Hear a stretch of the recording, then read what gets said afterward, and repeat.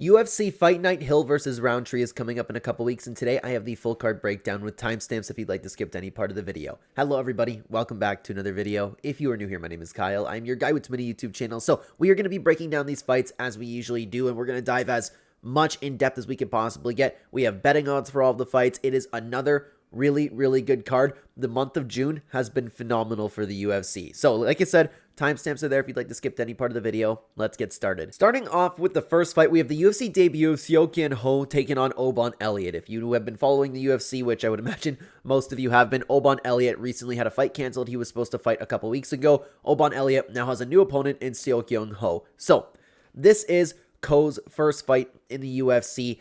The opponents that he's taken on, they were a mixed bag, and I feel like that we've seen enough. I personally, I usually I have a little bit of a knowledge on a lot of fighters coming to the UFC, but for this fighter in particular, I had to go back and watch a few fights because for some reason, I didn't remember his Contender Series performance. Maybe it's just the fighter in general, but I did rewatch this fight too, and he is a well-rounded fighter, but he's primarily a striker. He has good power. Here and there, he has some really nice, well-timed counters. His ground game is relatively untested, and he is a little bit hittable. And like I said, while he does still have good striking, the opportunity in the way that he stands and the way that he throws his hands, sometimes he can get caught up a little bit like the chin's just there to get hit. He's taken on Oban Elliott, on the other hand, who isn't even in his prime yet, and the dude has really been making some noise in the UFC. He is a well-rounded fighter with pretty good fight IQ. He has speed. He has technique everywhere in the MMA game.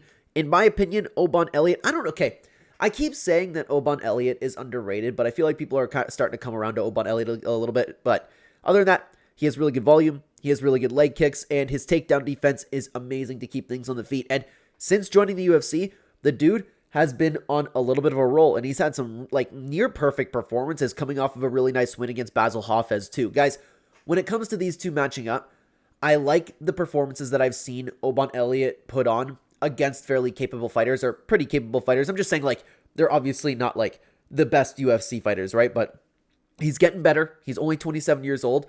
Seokhyeon, while he has had some good performances, they are not nearly to the high level yet, and I need to see him perform. I know we've had a lot of Asian talent coming into the UFC, and they've been looking really good. I personally don't think Seokhyeon is one of them. I'm not saying that he's going to be fraud checked or anything like that. I just see nothing that makes me go, all right, he's the guy. Oban Elliott certainly has that potential, and he still is improving, so my pick is going to be Oban Elliott. Plus, the dude's been in one really long fight camp. Let's take a look at the odds over here. OddsJam has Oban Elliott at a huge favorite right now at the average odds of -390.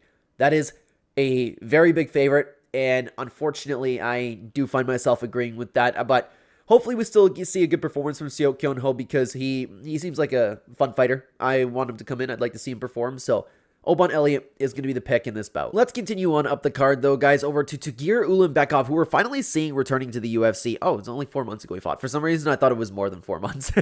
Anyways, he's taking on Azar Maksum, who I am excited to see perform again, because we saw him join the UFC. He was making a ton of noise. He came in and he ended up beating Tyson Nam by split decision, but then he ran into Charles Johnson. And Charles Johnson, guys, I don't know what it is. I think he's a great fighter, man. A lot of people have been counting out Charles Johnson, especially lately. But anyways, it's a conversation for another time. We have Tagir Ulanbekov, who trains over at Eagle MMA. He is a dangerous grappler with a very high pace. He has great takedowns, very sneaky sweeps, and solid control. On top of all of that, his striking overall is pretty good. He has a strong clinch game. He has a nice crisp jab. The only issue with Tagir Ulanbekov is in fights, he can fade, but his heart carries him through that fade. So I always have a problem when I'm talking about okay, well, this guy is shown to be fading in the past, but they look tired, but they just kind of carry themselves through it. But anyways, Azar Maksum, on the other hand, there's a little bit less to break down because he is a very well-rounded fighter. He has great technique. He has great power on the feet, but I personally would say that he is better on the feet than he is grappling. But man, he's one of those guys that can just bring anything to the table. There isn't really anything that I can pick apart from Azar Maksum and go okay, this is what he does great. Like I just said, Tagir Ulanbekov has really solid, crisp jabs, those types of things. Azar Maksum, he's just a good, well-rounded fighter, and I cannot wait to see these two match up because I think this is excellent matchmaking. And I know that Azar Maksum, and this is why I wanted to bring up the Charles Johnson loss. Charles Johnson is a very good fighter. Look, I'm recording this video before Joshua Vance. Oh, for some reason I thought he was fighting next week. I'm all over the place today, guys. But anyways, a lot of people are hyped up on Joshua Van right now. He's getting a top contender against Brandon Royval. Charles Johnson beat the dude. Charles Johnson is a underrated loss to have, okay? I do not look down on a Charles Johnson loss, but Tagir Ulanbekov, man, kind of like what we were talking about the last fight. I like what I've seen him perform against top competition, and there were a couple worrying things. And the other thing that I forgot to note with this fight too is, as at Maksum took this fight on short notice, Tagir was supposed to have another opponent. I'm going to lean towards Tagir Ulanbekov, although as at Maksum can definitely win this fight. That wouldn't shock me. But I like the high-level performances that I have seen from Tagir Ulanbekov against very good opponents. So for that reason, I'm going to go with Tagir Ulanbekov to get the job done over here. And Tagir Ulanbekov is sitting at a minus 296 favorite. That makes sense to me. Like, I know a lot of people are going to be really high on the Eagle MMA guys, and we have an over 2.5 round line at minus 250. That's probably going to happen as well. This one's going to be an interesting card to bet on because there might be quite a few heavy favorites. All right, guys, let's continue on up the card to a couple stinkers, but then we move on to one of the best cards that we've seen in a little bit, okay? We have Darya Zheleznyakova taking on Melissa Mullins. I apologize, guys. I always pronounce Darya's last name wrong. I don't know how to pronounce it perfectly, but this is one of those fights where I have absolutely no idea what's going to happen. You have Darya, the Iron Lady, who is an aggressive fighter with... with sloppy, although aggressively striking, along with zero ground game behind that. So she comes forward, doesn't look good, man. Probably one of the most overhyped WMMA fighters we've seen in a long time. She walks forward, just looks to hit you, doesn't look good doing so. Melissa Mullins, on the other hand, formerly known as Melissa Dixon, excuse me. She is an accurate-ish striker. Like, every once in a while you go, okay, you know what, that doesn't look too bad. For the bantamweight division, she does have good patience. She has power. She does an okay job at range. She has a clinch game, and she does have BJJ in her back pocket, but honestly, no wrestling behind that, so you won't really see her throwing like any high-level takedowns or anything along those lines. But both of these girls, they came in to the UFC, and I know we've seen Melissa Mullins for quite a little while now. I haven't been impressed with either of them, man. None of them look good. Like, Melissa Mullins in her last couple fights, like Nora Cornell, she ended up getting finished. She beat Klaudia Sygula, who we're going to be talking about, and, like, she fought against somebody who just gave up for her. Darya, on the other hand, since coming into the UFC, it's just been, nope, not that great. She was completely overhyped. And then against Aylin Perez, where she just got submitted. Neither of these girls are, I mean, I was about to say belong in the UFC, but it's the 135-pound division, so it kind of honestly makes sense. I have no idea what's going to happen in this fight, guys. I don't know. Because I'm thinking, like, you know what? At least Melissa Mullins will come out there and she, like, might try to finish the fight. I'm going to go with Melissa Mullins. I don't know what to think of this fight, guys. And to be honest with you, I am not excited to watch this. Melissa Mullins is not a huge favorite. Not a huge favorite, but minus 264. I'm good. Not betting on this fight at all. Over 2.5 is at minus 182. Yeah, this is going to be an interesting fight to watch, that's for sure. But now let's keep going up the card. We have Irina Alekseeva taking on Klaudia Sygula. Both girls with their most recent performance losing to Melissa Mullins, which is a little strange because there's nothing to write home about that again. Okay, but anyways, we have Russian Ronda, who is a girl coming into the UFC who is a little bit, I would say, overhyped as well, man. She is a come-forward fighter who walks forward with sloppy hands, and although she is sloppy, she can at least scrap and fight. She tries her very best to be dangerous, but at the end of the day, it still is the 135-pound division, and for this division, I would say she's slightly more dangerous.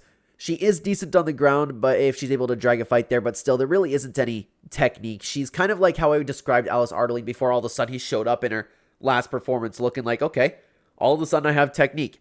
She kind of fought like that. It's kind of like she wants to come in, she wants to scrap. Klaudia Sygula, on the other hand, she is a well-rounded fighter who excels more at striking. She also has decent experience prior to entering the cage, but we didn't really see anything to note because she came into the UFC against Melissa Mullins and she looked beyond awful. Like, beyond awful. It was a garbage fight. She gave up. She got finished. So, none of that experience we've seen has come to play in the UFC so far. I am absolutely going to be picking Irina Alekseeva to win this fight because at least she's going to come forward. At least she is going to try and swing. I don't care about Klaudia Sygula's technique if I've seen her quit. Like, she actually just gave up in that fight and got finished. Another thing that we were talking about, like, at least you have Klaudia Sygula, who is fairly promotable by the UFC. That means she's probably most likely to end up losing. So I'm definitely picking Irina Alekseeva in this fight. You have a fighter who comes in, wants to fight, wants to scrap versus somebody who's hesitant to do so. And you can see Irina Alekseeva. I think I've picked every favorite so far, guys. Irina Alekseeva sitting at a minus 233 favorite. I don't mind those odds, but I still wouldn't want to bet on this. Like, the bantamweight division, I'm good. Over 2.5 cent at minus 182. Hey, maybe Klaudia will give up again, so maybe we can check out an under on that one. But again, the Russian Ronda is going to be my pick. All right, guys, let's continue on up the card again to actually like really good matchmaking by the UFC. This isn't like a super high-level fight or anything, but I'm particularly excited how these two are going to clash. We have Mohammed Usman taking on Hamdy Abdelwahab. Excuse me if again I'm pronouncing that wrong. So you have Mohammed Usman, who is a football player transitioning to MMA. He has really good power. Excuse me if you can hear my Discord notification over there. I'll be muting that after this fight. He typically stays on the outside just trying to strike, but he can wrestle, and he doesn't exactly have the best striking defense ever. He is really strong, and he does have good takedown defense. It isn't perfect, though. Speaking of takedown defense, something that I wanted to touch on, and something that I've been waiting for from Mohammed Usman, is what happens if he ends up getting taken down. We finally saw it against Thomas Peterson, and when he was taken down, he didn't end up looking too good, but the problem is Thomas Peterson also is a big guy and has a very good top game, so I don't know how much I want to rate Mohammed Usman's grappling defense yet. I feel like I still need to see more. Anyways, he's taking on the hammer, Hamdy Abdelwahab. He is an Olympic wrestler. He is a powerful striker and, of course, like I just said, a wrestler. He has good takedowns and very fast transitions with decent control after those transitions. He can be low volume. He can be sloppy. When he does, though, of course, with his hands, he is powerful, especially when he decides to use his leg kicks. The only other issue with Hamdy is when he's fighting, he leaves his mouth wide open. He's 4-0. A lot of people have been talking about him coming to the fights, and I could be mistaken about this, guys, but I think I remember something about PED usage, but don't take my word for that. I don't exactly recall what that was. He was just stirring up a little bit of conversation with the MMA community. So he came in, had the fight against Dontel Mays, and then against Jamal Pogues. This, in my opinion, was a horrible, horrible robbery. He lost this fight 2-1 at least. So, like, he's much younger than Mohammed Usman, but the problem is, like, against Jamal Pogues, and that's really the only recent performance we can take, because before that, it was 3 years ago since he performed against Dontel Mays. He didn't look so good against Jamal Pogues, man. Like, he was just too inactive. And at least Mohammed Usman, he'll stand on the outside, he'll throw a couple shots, but what happens if he gets taken down? I don't know. It's a little bit of a tough fight to pick. I'm going to lean towards Mohammed Usman. I don't like this. I don't think you should be betting on this fight at all. I'm definitely not going to be betting on this fight, but at least we've seen more consistent performances from Mohammed Usman. I need to see how Hamdy's going to show up in his next fight. So Mohammed Usman, he's going to be my pick. If he can defend the takedowns, he's a strong guy. Like I said, he's a former football player. Maybe he can keep Hamdy off of him, and that's what I'll be banking on. So Mohammed Usman is going to be my pick. And the odds have Mohammed Usman sitting at an underdog right now. I kind of get that if you want to go like, okay, Mohammed Usman was finally taken down, didn't do too much.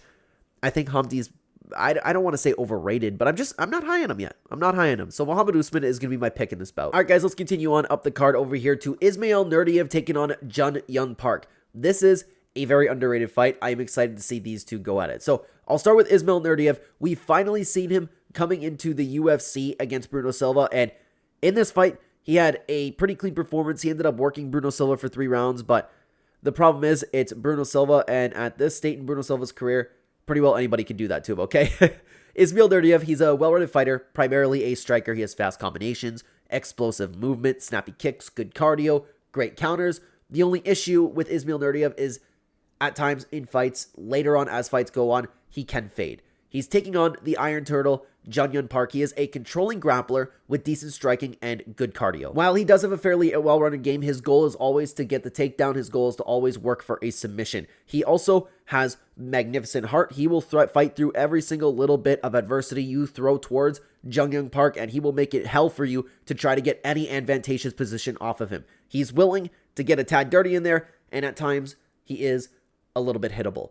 This is a very fun fight, and this is going to be a huge test for Ismail Nurdiev, because while he looked great in his last fight, I need to see him take on somebody to the level of Jun Park, which is a perfect step up. If he can get past him and work Park just like he did with Bruno Silva, then I'll be like, okay, this dude's definitely someone to watch out for. This is a tough fight though, man. This is a really, really tough fight. Technique-wise, I do think that Nurdiev might be the better fighter, but Jun Park mixes it in altogether. He's gonna have the options there. Like, I don't know, man. Nurdiev is a well-rounded fighter, but I feel like if things don't go so well on the feet, Park will be able to have that ground game option. I can see him getting a hold of Ismail and kind of smothering him a little bit.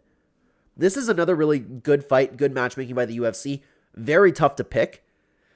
I'm going to lean towards Junghyun Park. I'm sitting like 60-40 on this one though, man. There's a couple fights on this card where I'm like, I have no idea what to think about this. And also, I would really like to see the Iron Turtle win. I like Junghyun Park a lot. I hope he gets the job done over Ismail Nurdiev, but I'm going to pick him. A little bit of an experience edge. He's taking on some good fighters. If Ismail Nurdiev fades a little bit, Park will be able to take advantage of it. So I'm going to lean towards Junghyun Park, and he's going to be my pick this time around.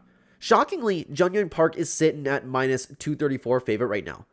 I would have that a little bit closer. I don't mind him being the favorite, though, but I didn't know who was going to be the favorite in that fight. Interesting. Over 2.5 rounds, which it probably will end up being minus 222. Honestly, that's not too bad. But my pick is going to be Junghyun, and I really, really would like to see him get the job done. I'm a fan of his. Now, guys, before we move on to this main card, let me stop you for just a second. As you probably know, I talk a lot about betting on this channel. If you're interested in either supporting the channel or seeing exactly what I'm doing with my money each week to see exactly where I'm putting my money, where my mouth is, you can check out the channel membership in the pinned comment description down below or right next to the subscribe button. It is very cheap compared to other channels. Every single Friday or Saturday morning, depending on whether or not I'm going to be betting on Friday fights, I will be posting exactly what I'm doing with my money, what bets that I'm placing in a community members post, along with a members only video explaining my choices. Additionally, the tool that we've been using, OddsJam, if you'd like to sign up, you can check that out in the pinned comment description down below using my link and code CLENBAT. You can get a discount signing up. Thank you so much for listening. Let's get into the main card. Sorry for the change of clothes, guys. I ended up having to record this video in the evening, but let's continue on over to the main card. Mykdabek Orobai returning after one of the greatest fights in UFC history against Tafik Musayev. Tafik Musayev is a very exciting fighter, almost 36 years old now, coming to the UFC after fighting in Bellator, Rizin, and other promotions. He is a very fun fighter. He's a very well-rounded fighter. He has really good pressure. He's tough. He's always willing to scrap. He is pretty good everywhere, and he does have sneaky good defense, especially when it comes to the ground, things like scrambles and all of that. His defense is sneakily good. The only other thing I want to mention is that he isn't afraid to get flashy. He's not the best flashy fighter. Like, if he throws a flying knee or a spin kick or something, you won't typically, like, go, whoa, look at that. It's just, he can get grabbed doing that, okay? And he can be sucked into a war. Very fun fighter. Excited to watch him into the UFC. And again, the UFC did a great job with their matchmaking over here because they're pairing him up with Mykdabek Orobai, guys. Coming off of one of the greatest fights that I've ever seen 7 months ago against Mateusz Rebecki. This was a very close fight. I personally thought he lost that. The only reason I mention is because it was a split decision. He is a decent striker with good wrestling and insane pressure. On top of that, he has really good cardio. He's one of those guys that has like those next level hearts. There is no breaking this guy. Mykdabek Orobai, there was a lot of hype on him, and he absolutely showed that he belonged into the UFC and with the top, I don't want to say like the absolute top of the division, but within the rankings in that fight against Mateusz Rebecki. There's only one issue with this. When you go for a fight or through a fight that like what you just went through with Mateusz Rebecki, it's one of those things that you have to worry about them in their state when they come back. Did they get better? Did they recover enough? Because this is one of those fights that could potentially like be life-changing damage. Is he going to show up hesitant? Is he going to show up and not be able to take a shot anymore? Those are the types of things that you have to worry about. If I do not have to worry about them, I'm going to lean towards Mykdabek Orobai to get the win here. I feel like he would be better with the pressure. He'll get in close and he'll be able to work his game a little bit more. Then Tafik Musayev might be able to, but Tafik is a very, very good fighter as well. I think it's a little bit of a close fight, but you have to worry. I worry about Mykdabek Orobai and how he returns after going through the war that he just went through, but he's just coming up on his prime. So I am excited to see him back. I'm excited to see this fight. Mykdabek Orobai is going to be my pick very, very slightly, and you can see that Mykdabek Orobai over on OddsJam is sitting at a minus 171 favorite. I get that. A lot of people more higher in the UFC, guys, especially recently since we've seen like these Bellator PFL guys coming over. Over 1.5, minus 133. I don't mind that at all. Oh, sorry, 2.5. Okay, I was about to say 1.5. With 1.5, I would like that. 2.5, you're pushing it a little bit, but I still like that. It's a very, very good fight. Very good matchmaking. All right, guys, let's continue on over to the next fight. We have Mohammed Naimov. If you've been following the channel, you might know that I'm pretty high on Mohammed Naimov as a contender. He's taking on Bogdangrad, who is on a sneaky good win streak. We'll start off with Mohammed Naimov in his prime. Both fighters in their prime. He is a very complete and well-rounded fighter, from kickboxing to wrestling to brawling to countering. The guy can do anything. He does a great job at mixing up the MMA game. He does a great job switching stances and always makes his opponents think about what attacks he might be bringing into the octagon.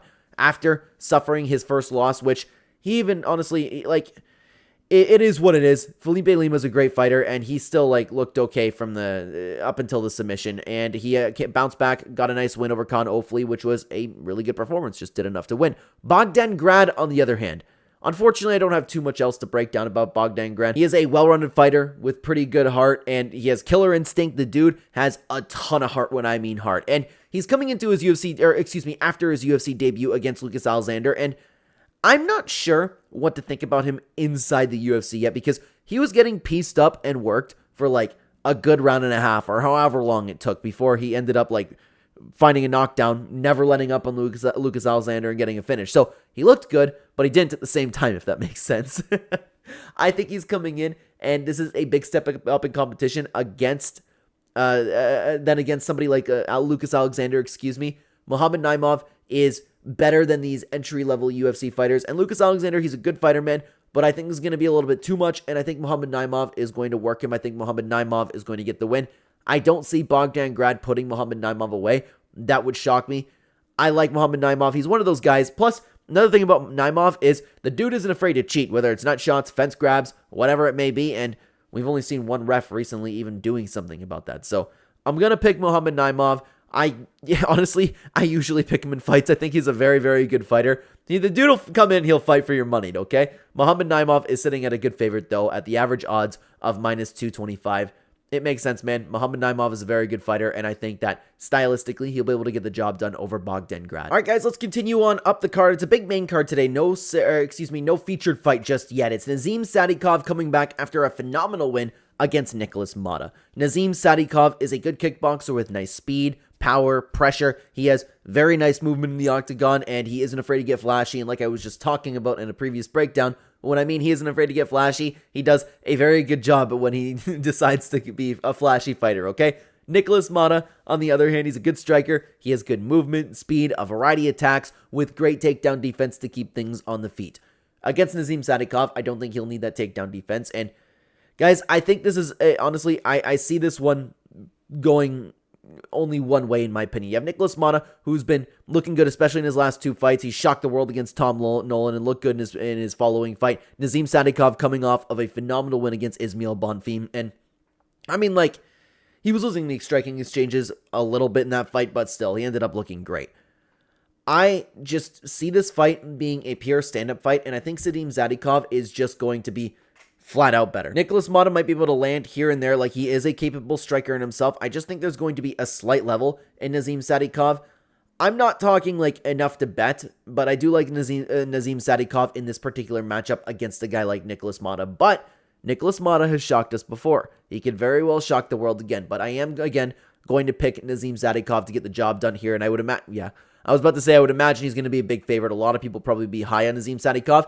Nicholas Mata is definitely an underdog opportunity, though. The dude shocked the world. It's possible he does it again, okay? But again, my pick is going to be Nazim Sadikov. But guys, final pause of the video over here. I do want to advertise my other channels for just a moment over here. As you might know, I am your guy with too many YouTube channels. I upload daily on multiple YouTube channels in different niches on the platform. So if you're interested in watching more from myself, daily content, background YouTube, whatever you want it to be, check out my link tree at the top of the description, as well as the direct links to all the other channels as well in the description down below. Thank you so much for listening. Let's get into the featured fight. All right, guys, let's move on. We finally get to see this fight after being booked I think it was a couple times that this was booked. If not, it was just booked one time and it was canceled. We have Curtis Razor Blades taking on Rizvan Kuniev.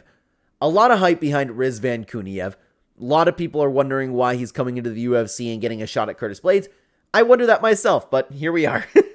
We'll start with Kuniev, who is a well-rounded brawler with a wrestling base and heavy hands. On the ground, he has good ground and pound with okay submissions from what we've seen so far. He's 13-2. He's won the vast majority of his fights recently. He didn't get the contract on one of the Contender Series. I remember there being something going on with this, but I don't remember what it was. I don't remember, guys. I'm sorry. There was something about that Contender Series win. He didn't end up coming into the UFC, but he had a couple fights after that. And now after the Contender Series, again, he ended up getting the win. Okay? Curtis Blades, on the other hand, unfortunately, just coming off of his loss against Tom Aspinall, which was 10 months ago, dude. He is a strong wrestler with okay hands, but improving hands, and he's good power, and he's very quick for the division when it comes to his punching speed. If he gets you to the ground, His ground and pound is great. It is ruthless. He lands his elbows. He does a phenomenal job. The only problem with Curtis Blaydes is, unfortunately, he has a chin issue, and sometimes he lacks fight IQ. There's going to be a clear path to victory for Curtis Blaydes, and you'll wonder why he's not going to take some of his opponents down and risk getting knocked out. Curtis Blaydes, he is a great fighter. I always said that if this dude had a chin, he'd be the dominant heavyweight champion of the world. He lost to Sergey Pavlovich, which he ended up getting caught. Got caught by Tom Aspinall as well. Here's the way that I broke this down the first time, okay? And I think this is very important with Curtis Blaydes. This fight, in the grand scheme of things for the division, does not matter, so Curtis Blaydes is going to win. Curtis Blaydes loses when it matters. When we're talking like getting him maybe a title eliminator fight or just a title shot in general, that's when he'll get chinned. This is not one of those fights. It's somebody making their UFC debut, so I expect Curtis Blaydes to come in, take him down, work him, finish him.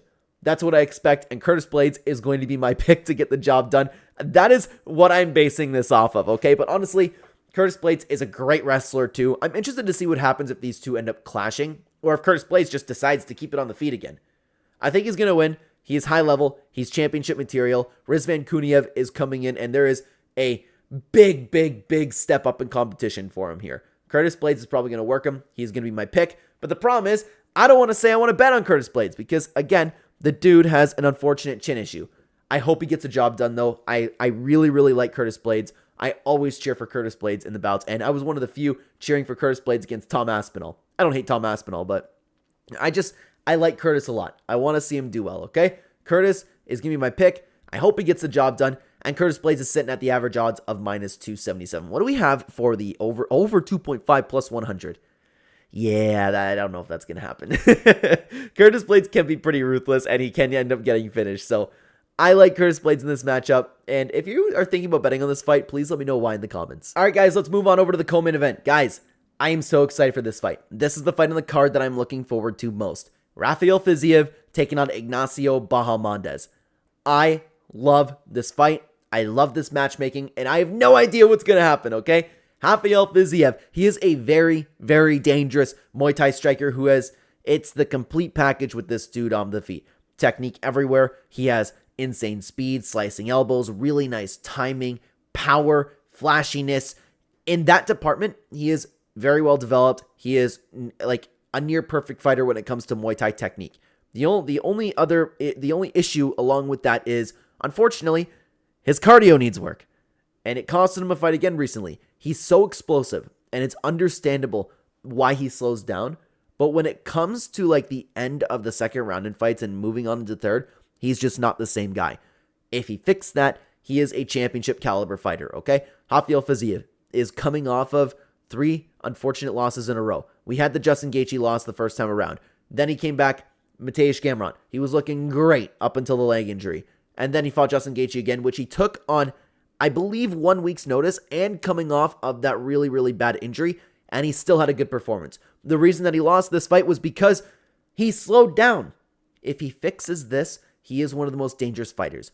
Continuing on, though, Ignacio Bahamondes on a very good win streak right now. We'll talk about that in just a second. He is a very good striker, big striker for the division, big guy for the division. He has good volume. I would say more volume than power, but the power is still good on the side of Ignacio Bahamondes. He has really good movement, does a good job like moving out of the way of strikes and getting like just out of range. And especially when he mixes in that movement with the timing on his shots, with his counters, that's where he kind of shines. And just every once in a while, Ignacio Bahamondes will show up and his timing will just be there. He is a very good striker.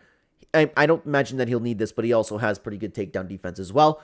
And like I said, other thing about him is he's big for the division. And that's what I was interested in this fight for, because you have a guy who's 5'8", fighting a guy who's 6'3", and he's going to have a reach advantage on Rafael Fiziev. But I want to talk about Ignacio Bahamondes because this is a jump up in competition for him. But I don't know. Like, I'm convinced of the dude now. I think he is a top caliber fighter. Look at the opponents that he went through. We had the Ludovic Klein decision, which, it happens. It's a great experience against a phenomenal fighter. Beat Christos Giagos, Beat Manuel Torres, which is great. Beat Jalen Turner, which is great as well. The dude has fought a lot of really good competition, and he is just entering his prime right now. Rafael Fiziev is exiting his prime. So I worry about that. But man, like, this fight's probably going to stay on the feet. I don't imagine that either of them are going to go for a takedown. And who's going to win? Is it going to be the length of Ignacio Bahamondes? Is it going to be the height of Ignacio Bahamondes? Or is Rafael Fiziev going to be able to sit down and just piece him apart? This is a 3-round fight. If Fiziev can get 2 rounds in the bank, it doesn't really matter. I don't think that he'll get finished. But man, like, you have 2 really, really great, tough fighters. I could see this going both ways. I just could. Fiziev has fought Gaethje twice. I don't know. Like, I don't even want to bring in saying, like, Fiziev has had the experience against high-level competition. He has, but so does Ignacio Bahamondes. Ignacio is on a momentum streak right now, and that really means something. Guys, this is the toughest fight to pick on the card, in my opinion. I'm going to give the slightest lean over to Rafael Fiziev. Slightest lean. Maybe he can get 2 rounds in the bank. But this one's a coin toss, in my opinion. I'm just going to sit down, and I am certainly going to enjoy this fight. I want to know what the 1.5 lines are, because you have 2 really tough guys right now. And the odds kind of say the same thing. This fight can go either way. I really do believe that. Over 2.5 minus 154, don't hate that. I would like 1.5, and I'm curious to what that could be. But I like the 1.5s when you have 2 insanely tough fighters like these 2 are. I would imagine that it's going to go over a round and a half. 2.5 probably, like, I would imagine it's going to go to a decision, to be honest with you. But I don't like to bet 2.5s. I like 1.5s, but I'm going to go with Fiziev. Let's hope for the best. I don't want to watch either guy lose either. They're so much fun. Oh, that one I'm not going to like watching, but I am at the same time. All right, guys, let's move on over to the main event. We have Jamal Hill taking on Khalil Rountree Jr. Another great main event to top a phenomenal card, okay? You have Jamal Hill. He is a good boxer with good power in his hands, good cardio behind all of that. Jamal Hill never shows up. He's not exactly in the best shape in the world, and he can overextend on his shots a lot. He's coming off of 2 really rough losses. Of course, we all know the Alex Pereira fight. No matter what Jamal Hill says, he lost that fight. Then he had the fight with Yuri Prochazka, which it was 1-1 going to third. He looked good in the fight, and there was no stock lost here, but he kind of got just outwilled by Yuri Prochazka. Khalil Rountree Jr., on the other hand, showed himself to be a championship caliber fighter. He is a very powerful, accurate, speedy Muay Thai specialist who does his best work when he is dictating the pace. If you allow this guy to get into a flow state, that's going to be a problem on your hands. People often describe his fights as fighting like people owes him money. Like, he'll go out there, it's like Jamal Hill just owes him money. And I always thought that was a really good description to watch Khalil Rountree Jr. because the dude comes in and he's just violent. He has great kicks, snappy shots, oblique kicks he'll use too. He has even just like, if you leave your arm out there, the dude will punch the wrist. He's just trying to touch you and he's just trying to hurt you. He is a very violent guy in general. The problem with Khalil Rountree Jr. though is if somebody is able to push that pressure back at Khalil Rountree Jr. and walk towards him, not respecting anything that he's doing, he can have some issues. Other than that, at times he can be hittable. We've seen him a little chinny before. It's a little shocking to me with the way that Khalil Rountree fights that he's 13-6. He put together a nice win streak, of course. We have the Dustin Jacoby fight, which most people think that he lost that fight. Looked good against Chris Daukaus, looked great against Anthony Smith, and then he came in to fight Alex Pereira, which was an undeserved title fight. Khalil Rountree Jr. has never fought anybody to the level of Alex Pereira before, so a lot of people, myself included, were picking Alex Pereira. He took a good 2 rounds off of Alex Pereira and was outstriking Alex Pereira. Unfortunately, Alex ended up turning it on in the third, and Khalil couldn't handle it, but he still had a pretty good performance. It's another thing you have to worry about, like I was talking about with Miktabek Oralbai earlier. It's one of those damage fights that he's taken, like all the damage that he took in that fight, you have to worry about. 35 years old, coming in after a performance like that 7 months ago, while he still looked good, you have to worry about the damage that he takes. Is he going to be chinny? Is he going to be more chinny? We don't know. For that reason, I think you should hold it just a little bit and think about a little bit more how much money you might want to put on Khalil Rountree Jr. I need to see him perform well again. I need to see him take some good shots. But I do think that he's going to get past Jamal Hill. Jamal Hill, he's a tough guy. He can scrap, and he can always catch Khalil Rountree Jr. But you have a guy who, and I don't even mean to make fun of Jamal Hill. For his style, it's a little shocking that he was champion. The way that he moves his legs, his footwork isn't exactly all of there. Sometimes he comes out and he has a little bit of a gut. Like, I feel bad. I don't mean to be disrespectful. I actually like Jamal Hill, and I hope Jamal Hill wins this fight. It's just shocking that we're here. I think Khalil Rountree is just a better fighter. He's going to pick him apart on the feet, and Jamal Hill might be able to. If Jamal Hill wins this fight, it's going to be pushing forward with his boxing. But I think Khalil will get past him, and I think Khalil is the better fighter. So my pick is going to be Khalil Rountree Jr. He can't get caught. Jamal Hill, like I said, championship level fighter. He's 12-3. I just don't think that he's going to win. That's all. But again, I hope Jamal Hill wins. I would like to see him win. I like Jamal Hill. I've never been a Jamal Hill hater. A lot of people are coming around to him now, but I've always liked Jamal Hill, okay? Khalil Rountree Jr. is sitting at a small favorite over here at -159. I think that makes sense, man, because again, Jamal Hill, like the Alex Pereira fight, it is a step up in competition. It's just a little shocking to me, man. Over 2.5 at -125. I can see that happening. Not too bad. Again, I'm a big 1.5 round guy. This card is absolutely phenomenal, and I cannot wait to watch it. I hope you guys enjoy watching it as well. Let me know what you think about the fights down below. Thank you very much for watching this video, and check out this video on screen. YouTube thinks that you will like it the best if you want to keep watching MMA. Thank you so much for being here, guys. Take care.